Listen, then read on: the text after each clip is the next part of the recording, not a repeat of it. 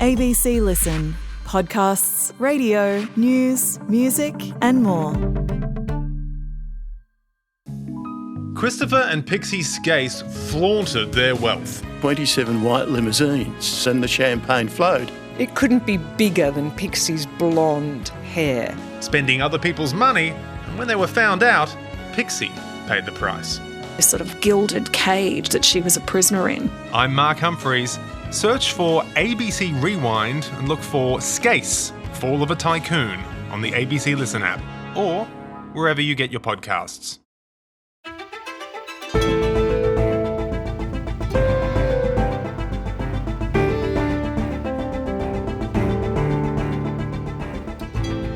It's now a week since Optus left some customers high and dry when its 000 service failed.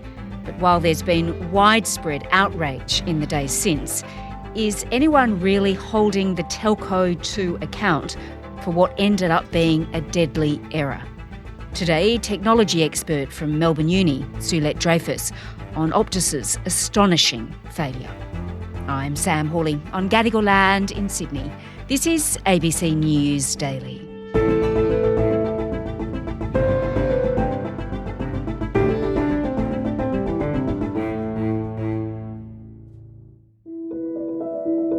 Telecommunications company Optus has admitted that 3 people have died after a technical failure affected hundreds of 000 calls on its network.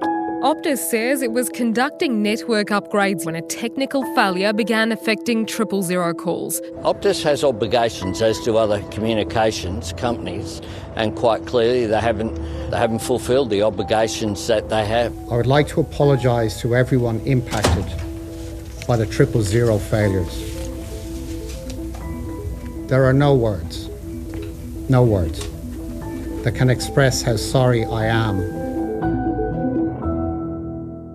Suelette, the fallout from this Optus outage, it's been very intense, hasn't it, in the last couple of days? That's for sure an understatement, in fact. Indeed, it has been very intense. And I think it's going to raise some very interesting questions about a set of larger issues. I think it will also begin a more serious debate about the level of responsibility that boards of organizations have to have. Is it enough to just blame the little IT guy in the back office who's doing upgrades? Or is it actually the responsibility of a board and the CEO when these sort of things happen because they haven't provisioned it properly or they weren't listening when there were problems or calls for, better budget or powers? Yeah. 000 is an essential service for a reason. Lives depend on it. And what we've seen with this most recent Optus problem, another in a long stream of them, is that 3 people have died because they depended on it and it failed them. Yeah, incredible. And of course, we've had many people sort of ringing into the ABC over the past few days, recounting their stories of how they couldn't get through. So what had happened is she'd had a fall and the screw had actually fallen on top of her. I'm saying, Mum, are you there? So I was like, okay, I'm just going to call an ambulance. So I hung up and I dialed 000. It said call failed twice. I thought I needed to get to the hospital and there's no sound whatsoever. So I rang again, still no sound.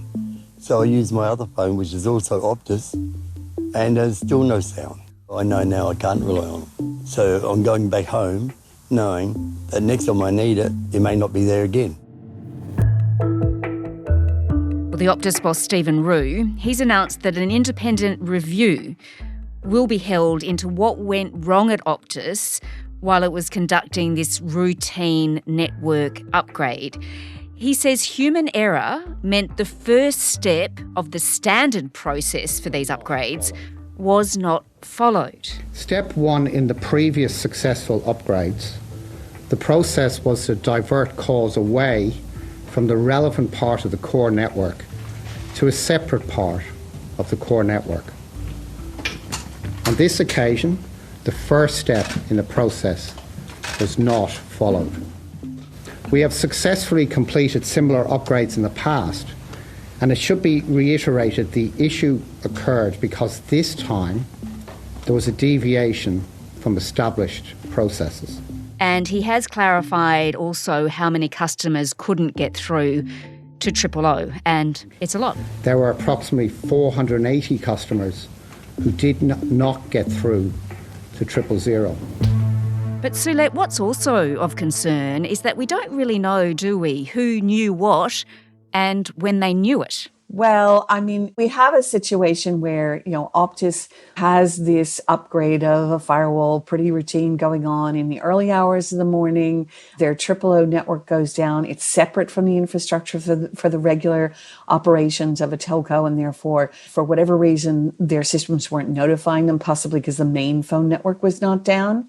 And then the Optus 000 calls were not switching over to the network of rival providers, Telstra and TPG, when the calls were failing. So normally camping, which is this emergency linkage that allows a handset to jump, switch to another network, which when a network isn't working, there's an emergency. And then astonishingly, Optus doesn't know that its 000 network is down. Yes. So until 9 a.m. that morning, at which point they're notified by customers, more than one, plural, and they appear to do nothing to solve the problem. Yeah. And finally, around 1:30 that afternoon, so this is now almost, 12 hours later, that not only does a customer call them, but around the same time, the police call them.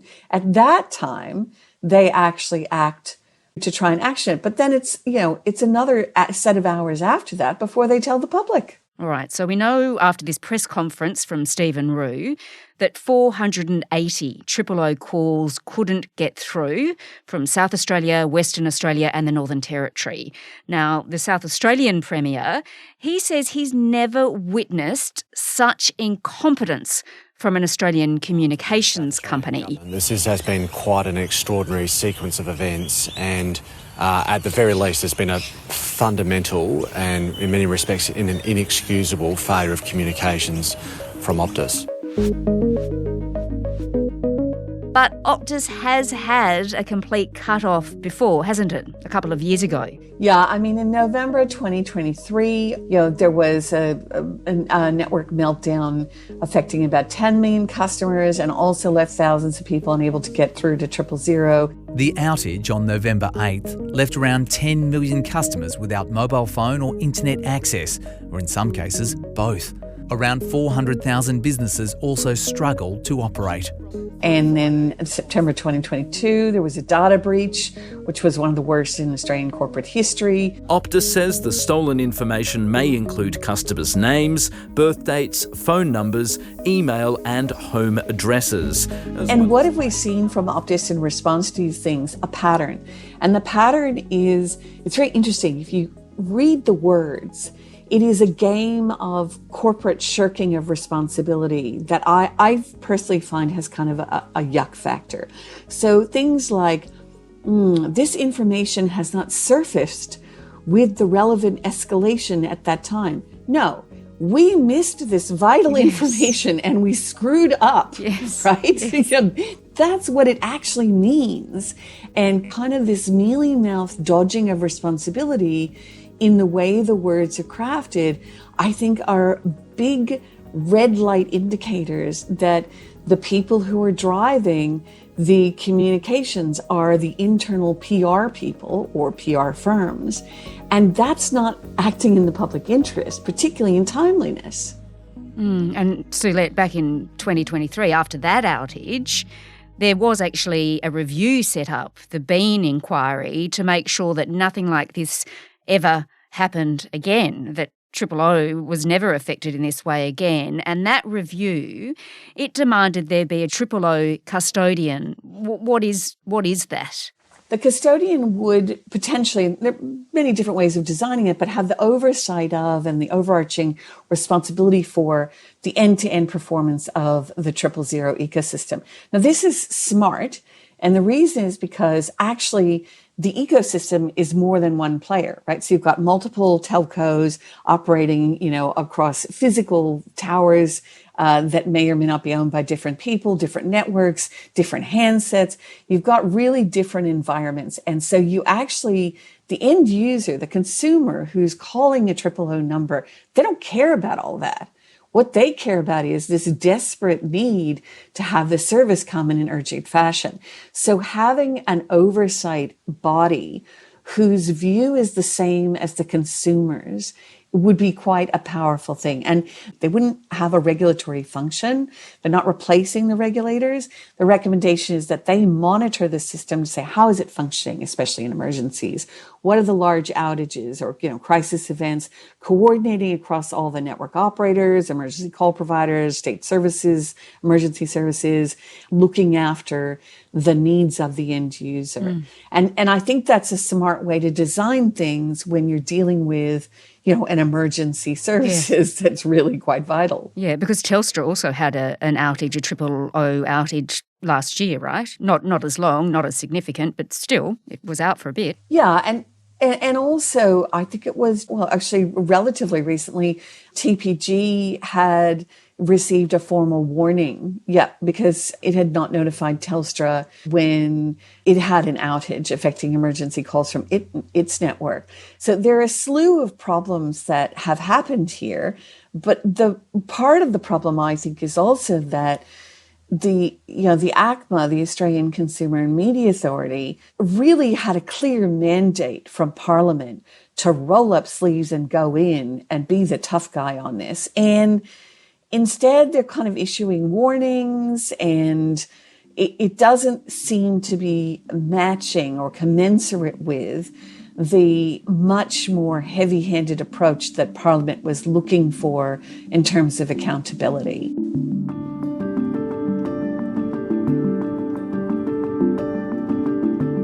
Well, Suelette, Optus says there will now be this independent investigation. The communications regulator is looking into it. The communications minister, Anika Wells, says there will be serious consequences. They have perpetuated a failure upon the Australian people with what has happened here, and they can expect to suffer significant consequences as a result. But your concern is that the serious consequences will never come. Yeah, that is what concerns me most. I do think there are sovereignty issues when it comes to telcos and particularly 000 services, because I'm not sure that a board in Singapore of Singtel, which fully owns Optus, has the same sense of social obligation to Australian society that you might get in terms of accountability pressure if this was a fully, Australian-owned organisation with an Australian board. All right. Well, Suelette, do you trust that if you had to call 000 today or tomorrow, and obviously let's hope not, but would they answer? Is there actually a risk that this could just happen again? I do think there's a risk. I think that in terms of at any moment that you may call randomly, the chances are extremely high the system will work and work properly. That's good. Do I think that it's a zero risk that things will go wrong? No, I don't, because we've just seen too much of a pattern of this of the last few years, and the regulators need to, get really tough. They are there to protect us. So it's quite important here that we see there's a pattern of behavior across the industry. And that pattern of behavior, we cannot have shipping captains or air traffic controllers asleep at the wheel. Similarly, we cannot have either, these telco companies or regulators, asleep at the wheel. We need them calling for help when obviously people need help. Suelette Dreyfus is a technology expert from Melbourne University. This episode was produced by Jessica Wukyanov and Cinnamon Nippard. Audio production by Sam Dunn. Our acting supervising producer is Sydney Peed. I'm Sam Hawley. To get in touch with the team, email us on abcnewsdaily@abc.net.au. Thanks for listening.